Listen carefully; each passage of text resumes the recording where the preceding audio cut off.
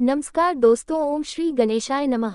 आप सभी माताओं बहनों को जिया व्रत की हार्दिक शुभकामनाएं। जीवित वाहन भगवान सदा आप और आपके बच्चों की रक्षा करें। आप हर साल इसी तरह से श्रद्धा और विश्वास के साथ जितिया व्रत रखते रहे। सबसे कठिन व्रतों में से एक जिया व्रत को जीवित पुत्रिका व्रत के नाम से भी जाना जाता है। अपनी संतान की रक्षा करने के लिए और खासकर अपनी पुत्रों की रक्षा करने के लिए माताएं जीवित पुत्रिका व्रत को निर्जला और निराहार रहकर रखती हैं और इस व्रत में जीमूत वाहन के साथ साथ चील और सियारिन की पूजा करके व्रत की कथा भी पढ़ी और सुनी जाती है। आइए सुनिए जिया व्रत की कुछ पौराणिक कथाएं। जिया व्रत की पहली पौराणिक कथा के अनुसार गंधर्वों के राजकुमार का नाम जीमुत वाहन था। वे बड़े उदार और परोपकारी थे। जीमुदत वाहन के पिता ने वृद्धावस्था में वानप्रस्थ आश्रम में जाते समय इन्हें सारा राज्य सिंहासन सौंप दिया, किंतु इनका मन राजपाट में नहीं लगता था। तब वे भी राज्य का भार अपने भाइयों पर छोड़कर स्वयं वन में पिता की सेवा करने के लिए चले गए। वहीं पर उनका मलयवती नाम की राजकन्या से विवाह हो गया। एक दिन जब वन में भ्रमण करते हुए जीमुदत वाहन काफी आगे चले गए, तब उन्हें रास्ते में एक वृद्धा रोते हुए मिली। उनके पूछने पर वृद्धा ने रोते हुए बताया कि मैं नागवंशी स्त्री हूँ और मेरा एक ही पुत्र है। पक्षीराज गरुड़ के सामने नागू ने उन्हें प्रतिदिन भोजन के लिए एक नाग सौंपने की प्रतिज्ञा की हुई है और आज प्रतिज्ञा के अनुसार मेरे पुत्र की बलि का दिन है। जीमुदत वाहन ने वृद्धा को आश्वस्त करते कहा कि डरो मत माता जी, मैं आपके पुत्र के प्राणों की रक्षा अवश्य करूंगा। आज आपके पुत्र के बदले मैं स्वयं अपने आप को उसके लाल कपड़े में ढककर वध्यशिला पर ले जाऊंगा। ऐसा कहकर जीमुत वाहन ने उनके पुत्र के हाथ से लाल कपड़ा ले लिया और वे उसे लपेटकर खुद को बलि देने के लिए चुनी हुई वती शिला पर लेट गए। नियत समय पर पक्षीराज गरुड़ बड़े वेग से आए और वे लाल कपड़े में ढके हुए जीमुत वाहन को अपने पंजों में दबोचकर पहाड़ के शिखर पर जाकर बैठ गए। अपने चंगुल में गिरफ्तार प्राणी की आंख में आंसू और मुंह से आहना निकलता हुआ देखकर गरुड़ बड़े आश्चर्य में पड़ गए। उन्होंने जीमुत वाहन से उसका परिचय पूछा तो जीमुत वाहन ने सारा किस्सा कह सुनाया। गरुड़ जी उनकी बहादुरी और दूसरों की प्राण रक्षा करने में स्वयं का बलिदान देने की हिम्मत से बहुत प्रभावित हुए। प्रसन्न होकर गरुड़ जी ने उन्हें जीवन दान दे दिया और नागों की बलि न लेने का वरदान भी दे दिया। इस प्रकार जीमुत वाहन के अदम्य साहस से नाग जाति की रक्षा हुई। तब से अपने पुत्र की सुरक्षा हेतु जीमुत वाहन की पूजा की परंपरा भी शुरू हो गई। अब सुनिए जिया व्रत की दूसरी पौराणिक कथा। पौराणिक कथा के अनुसार दो बहनें थीं, एक का नाम था सुखिया और दूसरी का नाम था दुखिया। दोनों का भाग्य भी उनके जैसा ही था, जैसा उनका नाम वैसा उनका भाग्य। दुखिया बहुत ही गरीब थी और अपने नाम के अनुरूप ही बहुत दुखी भी रहती थी। उधर सुखिया अपने नाम के अनुसार अमीर भी थी और हमेशा सुखी रहती थी। दोनों एक ही गाँव में रहा करती। दुखिया सुखिया के घर में काम करती, साफ सफाई करती थी, खाना बनाती और जो खाना बच जाता वह खाना सुखिया दुखिया को दे देती थी। इसी तरह दुखिया का घर चल रहा था। धीरे धीरे समय बीता। दोनों को दो बच्चे थे। सुखिया को दो पुत्र थे और दुखिया को भी दो पुत्र थे। जब जिया व्रत का समय आया तो दोनों बहन जिया का व्रत रखने लगी। दुखिया सुखिया के घर में काम करती थी। व्रत के दिन दुखिया ने सुखिया के घर जो चावल फटका उससे जो खुर्दी निकली वह अपने लिए रख ली और साफ चावल सुखिया को दे दिए। फिर साग को चुना, पत्तियों को डंठल से अलग किया, बढ़िया वाला साग सुखिया के लिए रख दिया और जो डंठल था वह अपने लिए रख दिया। अब दुखिया ने सुखिया के घर का सारा खाना बना दिया और अपने घर चावल की खुर्दी और साग का डंठल लेकर चली गई। खुर्दी का चावल और साग की डंठल बनाकर वह खाना बनाकर अपने बच्चों को खिलाने लगी और खुद भी खाने लगी। उसके बाद दुखिया सोने चली गई। आधी रात को एक बूढ़ी औरत ने उसके घर का दरवाजा खटखटाया तो दुखिया ने घर के अंदर से पूछा कौन है, तो बुढ़िया बोली बेटा हम हैं। दुखिया ने उठकर फाटक खोला और पूछा अम्मा आपको क्या चाहिए, इतनी रात में आप यहाँ किस लिए आए हो। तो बुढ़िया कहने लगी बेटा मुझे बहुत भूख लगी है, कुछ खाने को दे दो। तो दुखिया को उस पर दया आ गई, उसे अपने घर के अंदर ले आई और कहने लगी माँ जी हम लोग बहुत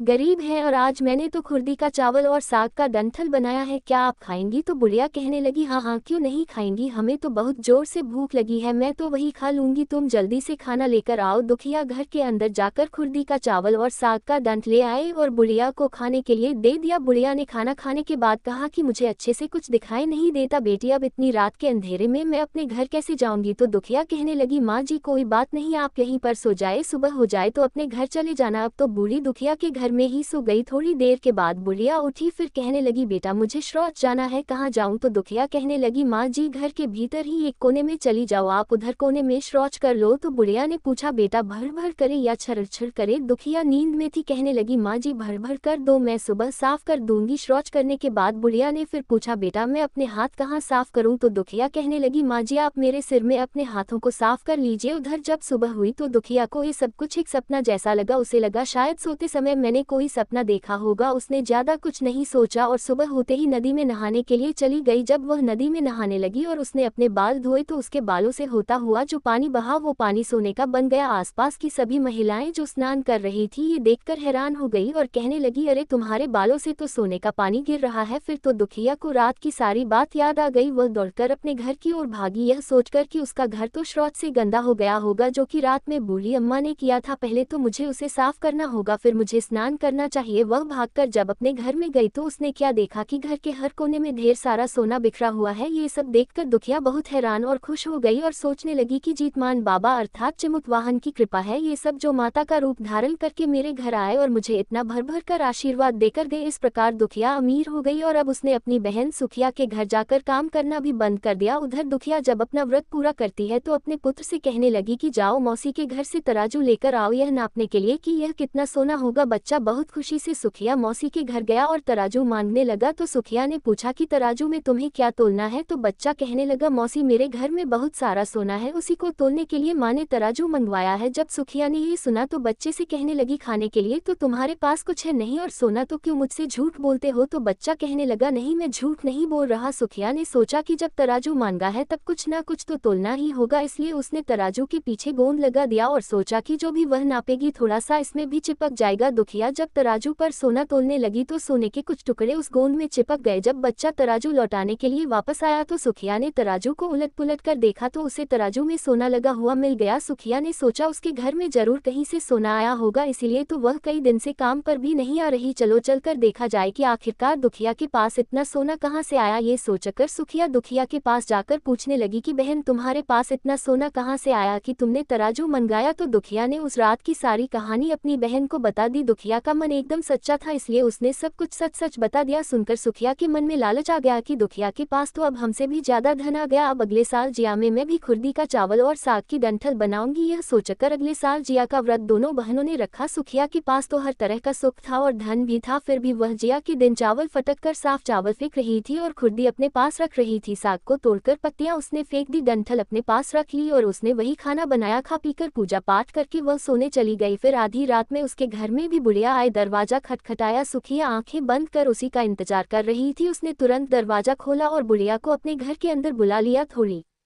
देर बाद बुढ़िया कहने लगी, बेटी मुझे बहुत भूख लगी है, कुछ खाने को दे दो। तो सुखिया कहने लगी, माँ जी मैंने तो खुर्दी का चावल और डंठल का साग बनाया है। बुढ़िया कहने लगी, कोई बात नहीं मैं खा लूंगी। सुखिया ने खाना परोसकर बुढ़िया को दे दिया और खुद सोने के लिए चली गई। तो बुढ़िया कहने लगी, बेटी अंधेरा बहुत है, मुझे दिखाई भी ठीक से नहीं देता और मैं घर नहीं जा सकती। तो सुखिया कहने लगी, कोई बात नहीं माँ जी आप यहीं पर सो जाओ। थोड़ी देर के बाद बुढ़िया ने कहा, बेटी मुझे शौच जाना है, कहाँ जाऊँ। तो सुखिया कहने लगी, माँ जी वहीं कोने में चली जाओ। थोड़ी देर के बाद बुढ़िया ने पूछा, भर भर करूं या छरछर। उस समय सुखिया को याद नहीं आया कि दुखिया ने क्या बोला था, तो सुखिया ने माँ से बोला, माँ जी छरछर कर दीजिए। फिर बुढ़िया ने पूछा, बेटा अब बताओ मैं अपने हाथ कहाँ साफ करूं। सुखिया बोली, माँ जी मेरे सर में हाथ साफ कर लीजिए। बुढ़िया अपना हाथ सुखिया के सर में साफ कर लेती है। जब सुखिया सुबह उठी तो उसने देखा कि उसका पूरा घर तो गंदगी से भरा हुआ है और उसके बाल में भी बहुत गंदगी लगी हुई है। ये सब देखकर सुखिया बहुत दुखी हो गई, उसे बहुत गुस्सा भी आया। गुस्सा होकर उसने अपनी बहन को बुलाया और उस पर भी गुस्सा करने लगी कि तुमने मुझसे झूठ क्यों कहा, तुमने मेरा पूरा घर गंदा करवा दिया। तो दुखिया पूछने लगी कि बहन तुमने क्या कहा था, छरछर या भर भर। तो सुखिया कहने लगी, मैं तो छरछर बोली। तो दुखिया कहने लगी कि बहन तुमने यही तो गलती कर दी, तुम्हारे पास तो सब कुछ था, किसी चीज की कोई कमी नहीं थी, फिर भी तुमने लालच किया। मेरे पास तो उस दिन कुछ भी नहीं था, इसलिए मजबूरी में मुझे उन्हें डंठल का साग और खुर्दी के चावल परोस कर देने पड़े। तुमने भर्ष बदलकर अपने घर आए हुए भगवान का अपमान किया, सब कुछ रहते हुए भी तुमने उन्हें साग और भात खिलाया, इसलिए तुम्हें लालच नहीं करना चाहिए था और तुम्हारे साथ जो कुछ भी हुआ वह तुम्हारे लालच का फल ही तुम्हें मिला है। बहन दुखिया की बात सुनकर अब सुखिया को अपनी गलती का भारी पश्चाताप हो रहा था, लेकिन अब वह कर भी कह सकती थी। दुखिया को सुखिया की हालत पर तरस आ गया, तब उसने अपने घर में से थोड़ा सा सोना लाकर अपनी बहन को दे दिया ताकि उसका आने वाला समय अच्छे से बीत जाए। ये थी जित्या व्रत के दिन सुनी जाने वाली पौराणिक कथा। अगर यह कथा आपको पसंद आए हो तो प्लीज वीडियो को लाइक करके चैनल को सब्सक्राइब करना मत भूलिएगा। धन्यवाद।